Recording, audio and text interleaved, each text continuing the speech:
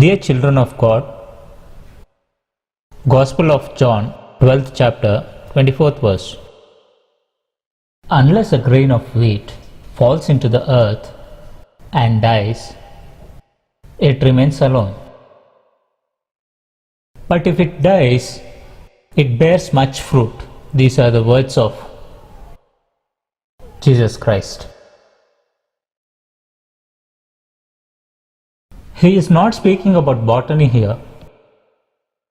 Every atom in the nature, God gave it to His children.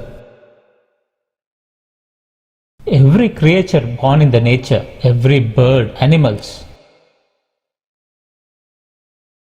When we think about all living creatures,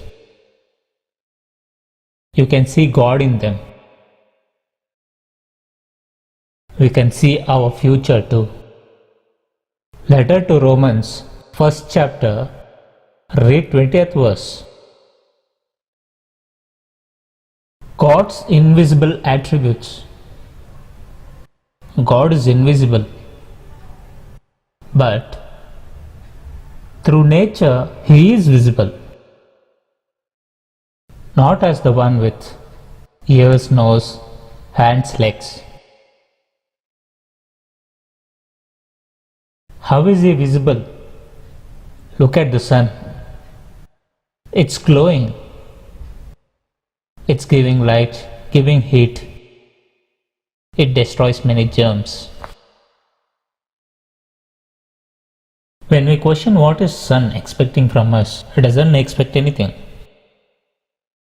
Only if a generator works, these many lights work in this ground. These mics and sound systems will also work.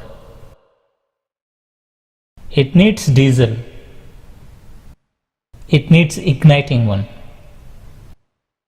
They brought that generator for rent. They need to pay rent for it every day. We have to pay the rent and purchase diesel for it. We, our ancestors, everyone from the previous generations, have enjoyed this nature. What are we giving to the burning sun? How much rent are we paying? If we think how much we are paying for it, we are not paying anything. For the glowing sun, we are not paying anything. For blowing wind, we are not paying anything. Sky, land, water, fire. For all those that are in this nature, we are not paying anything. They are not expecting anything from us. Is God visible in them? Yes, dear ones. God is visible. He is not expecting anything from us out of what we are enjoying. For the food that you eat, for the happiness you enjoy, to fill your hunger, quench your thirst, to fulfill your happiness, God presented this nature, our Father. Our God is not expecting money from us. That is why Paul the Apostle is saying this verse from Romans 1st chapter 20th verse. His invisible attributes, namely His eternal power and the divinity in Him, since the creation of this world, from the beginning of this world, the things that have been made, will you see a tree, will you see a whale, will you see a fish, will you see a star? Will you see the cultivated crops? Will you see the blowing wind? Will you see the raining clouds? Will you see the glowing sun? From the creation of the world, when you think about the things that have been made, we can perceive, we can see Him. That is divinity. They are the attributes of God. Dear brothers and sisters, you read in Gospel of John, 12th chapter, 24th verse, right? A grain of wheat, unless falls into the earth and dies, it will remain alone. If it remains in a gunny or eaten by a bird, if it adrifts in floods, dry up because of sunlight, or burn in fire that seed, it will disappear alone. But if it dies, If it falls into the soil and dies, Jesus said it will bear more fruits. For whom? This verse is written for whom? It is not to satisfy your hunger. On one side, it is to satisfy your hunger. But on the other side, you should understand the great wisdom. You should know the divine wisdom. That means, after you die, you will be vastly fruitful. Think of it. This world is thinking that this life of 60 years that remains for a short period is a great one. Many are thinking that surviving these 60 years of life in this illusional world that remains for a short period of time as life. Dear ones, God is saying that it is very small. If you think as a grain, if you think yourself as the wheat grain for a while, He is saying you should die. If you die, if that grain falls into the earth, what will happen, He said? It will bear much fruits. It will bear much fruits. Do you want this life of 60 years or do you want an everlasting life? Our ancestors in the beginning were born as immortal, Adam and Eve. They did not know death. They did not have hunger or thirst. They did not have tears and did not have difficulties. That was in Eden Garden. Our primordial mother and father. When we think about the way God treated the primordial couple in Eden Garden, isn't it wonderful? They were immortal. They did not have death. They were to survive forever. By committing sin, they lost that great life. They lost it because they disobeyed God. Later, God gave them about 1,000 years. Even 1,000 years is great, isn't it? Today we survive for 60 to 70 years. Isn't those who survived for about 1,000 years great? Do you think that it is great? Do you think that surviving for 120 years during the floods in Noah's time is great? Do you think that surviving for 60-70 years now is great? No, dear ones, you have another life. You should not die being alone. You should not die being alone. If you fall into earth and die, you have a life that bears much fruits. In a small seed, will you believe that there is a huge tree? You should believe. You should believe. A banyan fruit, a red-colored fruit, and small seeds in it. A bird will eat that seed and travels to a long distance and drops it. It is invisible to our eyes, but then that seed germinates, grows into a plant, and grows into a huge tree. If you think that it is a banyan tree, if you think that it has thousands of years of life, you should know that there is a huge body from a small seed. From a small banyan seed, there is a great body, a body that has to survive for many more years. Similarly, in the small clay body, 60 to 70 years of this small clay body, there is a great life. That is what God is trying to tell here. Is your death an end? No, dear ones. Death is the beginning. World says death is an end. But God is saying to the world that death is a beginning. Death is the gate to life, He says. Bible is saying that death is the gate to life. Let us see once those seeds, how they are growing, to which shape they are transforming. Let us see once. The outer layer of the seed breaks. That small shape that is inside will die. Once it dies, a small root, a hair-like root goes down to ground, and a hair-like small sprout breaks out of land. Looking at it, it becomes a sprout, then plant, then tree. These are the true events occurring in front of our own eyes. Aren't you greater than them? Compared to a plant, to a bird, to a small creature in this nature, you are the greatest. A small caterpillar. It crawls with hairs covering its whole body. It looks very ugly. It saves itself for another form. It wants to transform into a butterfly. It wants to fly in air. As a caterpillar, it crawls on the land without any protection. They save themselves from birds, from animals, and from ants. Even though there are many dangers to its life, it saves itself carefully from them. But this caterpillar knows it has to transform into another form. Who taught a caterpillar that it has another form and it has to save itself until that transformation? Which science did it study? Did not study anything, but still knowing the future, that worm, it turns into a chrysalis. It will sleep in that stage for few days. After that stage, when you look at it, it transforms into a beautiful butterfly. From a crawling stage without protection to its life, it transforms into a butterfly and flies very high places. That is the feature of a butterfly from a caterpillar. Do you want to know the features of God? Do you want to understand the features of God? Do you want to know His greatest wisdom? You should know that there is greatest wisdom of God behind it. Have you ever thought why God is doing all this in front of you? You are willing to catch hold of a butterfly, but because you cannot, you are purchasing a butterfly model and sticking it on your walls. But it possesses a great wisdom. It saves itself from all dangers from birds and animals. It knows that it transforms into another form of life and saves itself by developing a pupa.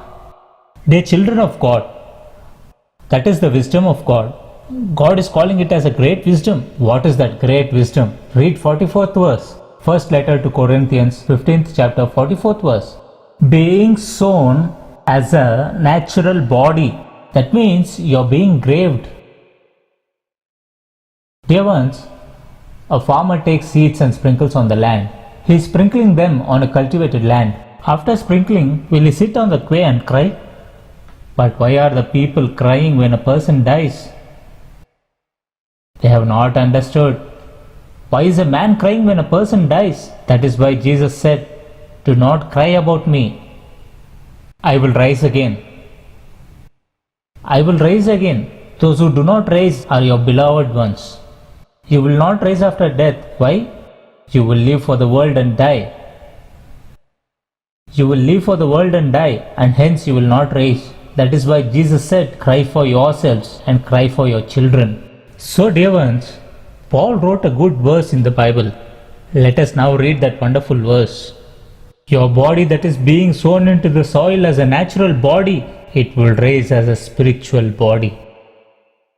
Without this natural body, you will not get a spiritual body. Listen carefully and understand.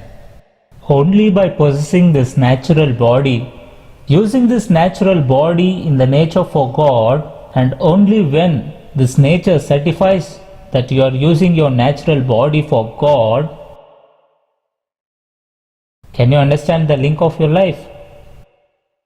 This nature has to certify us, stating that this child of you, God, lived for you. This nature should certify about you with God, saying, my Lord, this child lived for you. This nature has to appreciate you. Why has God kept nature as invigilator on us? Why has God kept nature as your guardsman? You were born in this nature, you were brought up in this nature, but you are living for this nature. You are wearing the one around your neck that is taken from the soil, isn't it? You are praising the one that came from the soil, you are worshipping the one that came from the soil. You are running for mud throughout your life. Because of this, the nature certifies you as a futile person. Did you understand? So who do you think are guiding us now? Not the angels. Nature, the natural elements. These natural elements are looking at us. What were you doing from morning? What were you doing? You have left the Heavenly Father. You have forgotten your Father. You are running for those in the nature. What will you get from there? What do you want from there? Your Father is looking at you and safeguarded you in the nature and kept nature as an invigilator for you.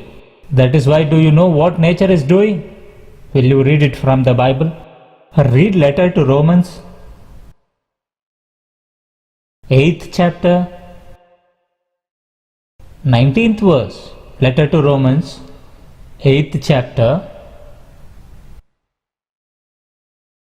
19th verse. Creation waits with eager longing for the revealing of the sons of God. Creation is watching. That means wherever you go, nature is at your feet and above is the sky. Every element in the nature is spying on you to know if you are the son of God or not. This creation waits with eager longing for the revealing of the sons of God. Where will you escape now, you tell me? Did you see who are invigilating on you? God has kept the nature as a witness on you. God has told the nature to invigilate you as to whether you are doing the will of God or not. See what he is telling to nature. Will you read? Book of Isaiah, 1st chapter, 2nd verse onwards. With whom is he talking? With whom is he discussing about us? With whom he is talking about us? Read it. Not with the angels. Hear, O heaven. Give ear, O earth. I have reared children, brought up them among you. But they have rebelled against me. Rebelled against me. They have rebelled against me and I do not need them now. Now I want my children. You have to see my children. That is why this nature is waiting eagerly, longing for the revealing of the sons of God. Who are the sons of God? Who are the sons of God? God came to Abraham. You are my son, right? Yes, Father. You do not have children, right? Yes, Father. Sarah's womb has worn out, Father. How will I get children? I have become too old. How will I get children? God said you will bear a child. I will surely return to you about this time next year. Sarah will have a son as my promise. As promised, Isaac was born. He was born. This nature has to look eagerly for revealing of children of God. This nature is watching. It is seeing Abraham. Isn't Abraham in the lap of the nature? God is talking to Abraham in the midst of this nature. He is seeing Abraham. He called Abraham. By then Isaac was speaking with cute words. He was playing in the hands of his parents. He was a very small kid. He was a very small child. God said, Abraham, you have to sacrifice your only son to me. Nature was eagerly waiting for the reply of Abraham. Even God was looking for the reply of Abraham. Nature might have thought that Abraham would say, what is this, God? I did not have kids. You are the one who promised me. And you were the one who said that you will give me a child. As promised, you gave me a son. I nurtured him until now. And at this small age, is it right for you to ask him as a sacrifice? But Abraham did not question God. He did not question. He thought that if he informed this to his wife, she might object for this. So even without informing to his wife, he left to the land of Moriah with his 2 servants. He cut the woods for sacrifice, he saddled his donkeys, held a knife in his hand and travelled to the land of Moriah for 2 days. Nature is watching you. Nature is watching you. After reaching one of the mountains in the land of Moriah, he left his 2 servants down the mountain. He set them to stay there. He told them that he has to give a sacrifice, but did not say whom it was. He assembled the woods, held the knife in his hand.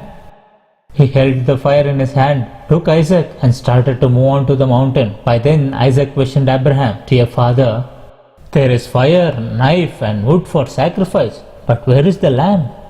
When he questioned about the lamb, Abraham said, God will provide. Which heart can withstand listening to such words? Within a short span he is going to slay his only son, right? Can any father feel happy listening to such words? No, dear ones. That is the meaning of hard times. That is the meaning of testing time. That is the testing time. Have you come across such testing times in your life for God? When nature is eagerly watching for children of God and when God is eagerly watching for his children, on whose work are you spending your life, dear brothers and sisters? When this small kid questioned about lamb, Abraham's heart was driven. He said God will provide. He took Isaac to the mountain top in the land of Moriah. He built an altar. He arranged the woods. He tied Isaac and kept him on an altar and lifted his knife. Do you know why? He wished to fulfill the will of God. My God gave me a son after a long period of time, and now he is asking me to give him as a sacrifice. So why shouldn't I give him? He did not inform his wife, suspecting that she will oppose it. He did not inform it to his neighbors, thinking that they might not allow him to do that, or they might hide Isaac somewhere. Without informing anyone, he took his son with him to give him as a sacrifice. This father of believers, Abraham, was ready to do the will of God, but he never wished to fulfill his own will on this earth. Think of it. God wished for you. He wants you. He wants you alive, not as a corpse. Your alive body. The words from your mouth should be about Him. The thoughts in your mind should be about Him. Your hands are His and your ways are His. Everything should be for Him. Look at a good verse from Bible.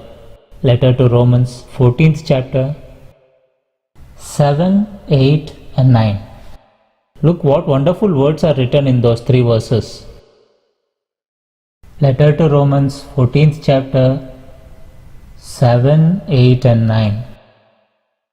For if we live, read from there. For if we live to the Lord. Even if we die, we have to die as God's people. Isn't it a beautiful verse? If we live, we have to live for God. Even if we die, we have to die for Lord. Whether we live or whether we die, we are the Lord's. For this end, Christ died and lived again. Still, for none of us lives to himself, and none of us dies to himself. 7, 8 and 9 verses. For none of us lives to himself, none of us dies to himself. That means, for those who die to himself, death is an end. But for those who die for God, death means a beginning. What a wonderful verse. What a wonderful verse. Let us read it again. For none of us lives to himself. None of us dies for himself. Even if we live, we have to live for God. Even if we die, we have to die for Lord. We have to die for Lord. Whether we live or whether we die, we are the Lord's. See what great security we have. God has given us this great security, that too in a form of a document. As a documentation, He has given it in a written form, expecting that you will live for God and die for God. Will you read the verse from Bible stating that those who die for God will survive? A wonderful verse. See how wonderful it is. Gospel of Luke, 17th chapter, 33. Whoever seeks to preserve his life, he will lose it. Listen carefully. Whoever seeks to enjoy his life on earth, whoever thinks of this life of 60 to 70 years and wish to preserve his life to enjoy on this earth, Jesus said he will surely lose it. Then, for the sake of God, who will lose it? Your life, your body, your shape, your tongue, your ears, your nose, your flesh. Those who lose it for the sake of God, Jesus said that they shall preserve it alive. This is a good news for those who think that they will die and there is nothing else after death. Children of God, even after you go into the soil, you will not go anywhere. You will be alive, says the Lord. What a wonderful verse, dear ones. Gospel of Luke, 20th chapter, 37-38. Gospel of Luke, 20th chapter, 37-38 verse. In the teachings of Christ, He said these words, God of Abraham. You read how he was ready to give Isaac as sacrifice and lifted his knife. When God sees Abraham that he is ready to do the will of God, why would he take his son as a sacrifice? He had to stand during the testing time, right? So what is God speaking about the father of believers? I am God of Abraham, God of Isaac, who was born from the loin of Abraham and was laid on the altar for sacrifice. I am the God of Jacob, who was born from the loin of Isaac. When were these words said? About 2000 years before Jesus spoke these words. By then it was about 2000 years after the death of Abraham, and for now it is almost 4000 years. You should listen carefully. In Gospel of Luke, Jesus spoke these words about 2000 years ago. By then, how many years passed after the death of Abraham? About 2000 years. We are reading the words written about 4000 years ago, even today. Still, what is God speaking about Abraham? I am the God of Abraham, God of Isaac, God of Jacob. Dead are raised. Even Moses showed He is the God of living, but not God of dead. For Him, all are alive. Are you all alive? He wished that even a single sinner should not perish, but everyone should be saved and be in eternity. He wanted everyone to be alive. Everyone is alive. He said, I am God of Abraham. We will be alive. What a wonderful verse. Let us see another verse. Letter to Philippians, first chapter. Letter to Philippians, first chapter 20. Letter to Philippians, first chapter 20. Whether by my life, see what Paul is saying, whether by my life or by my death, Christ should be honored in my body. Christ will be honored in my body. For me to live is Christ, to die is gain. Why? To live again. For me to live is Christ, to die is, we think it is mourning, suffering, agony. But he is saying, for those who can understand this verse, death means nothing. That is why many sacrifice their lives with courage. With courage. What a wonderful verse. Have you dedicated your life for God? Are you arranging any programs in your body to do His work? You heard that a seed that dies and falls into the soil will transform into a huge tree that is evident to your eyes. With hairs on its body, an ugly caterpillar that crawls on the land without protection, that small worm will transform into a butterfly. This is evident to your eyes and you know about it. So do you think that you don't have another life? You don't have eternity? Will you not get that great life? You will get it. Your death is not your end.